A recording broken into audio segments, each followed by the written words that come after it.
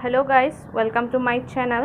আশা কৰোঁ আপোনালোক সকলো ঠিকে আছে। আজি মই মধুৰিআমৰ আন এটা ৰেচিপি লৈ আহিছো। আপোনালোকে এটো বস্তু খাইছে নে নাই খোৱা মই নাজানো, কিন্তু এবাৰ ঘৰত ট্ৰাই কৰি চাবচোন আৰু ভাল পালে মোক কমেন্ট বক্সত জনাব। তেনেহলে আমি ৰেচিপিটো ষ্টাৰ্ট কৰো আহক।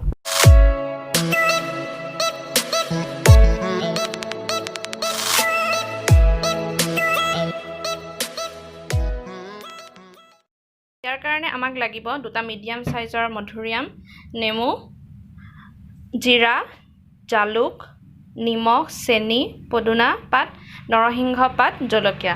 ফাৰ্স্ট আমি মধুৰিআমখিনি এনে ধৰণে কাটি লৈছো। গুটিটো আপোনালোকে উলিয়াই ল'ব।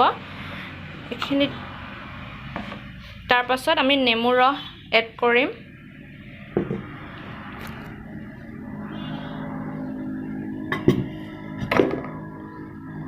জলকীয়া লৈছো। যেহেতু জলকীয়া দিছো সেইকাৰণে জালুক কম পৰিমাণে ব্যৱহাৰ কৰিছো। জিৰা,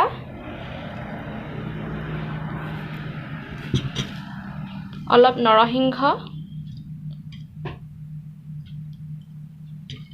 আৰু পদুনা পাত,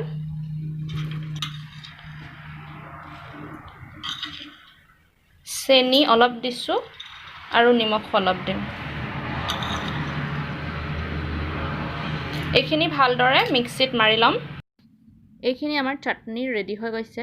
যেহেতু মই টেঙা জ্বলা চাটনি বনাইছিলো সেইকাৰণে দুইটাৰ ফ্লেভাৰ আহিছে। মধুৰিআম খোৱাটো স্বাস্থ্যৰ বাবে বহুত উপকাৰী। আপোনালোকে এবাৰ ঘৰত ট্ৰাই কৰি চাবচোন আৰু ভাল পালে মোক জনাব। আপোনালোকে যদি মোৰ চেনেলটোত নতুনকৈ আহিছে তেনেহলে প্লিজ সাবস্ক্ৰাইব কৰি দিব আৰু কাষতে থকা বেল আইকনটো প্ৰেছ কৰি দিব। তেনেহলে আজিলৈ আহো। Bye bye.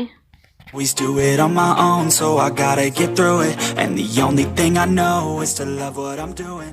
Never give up.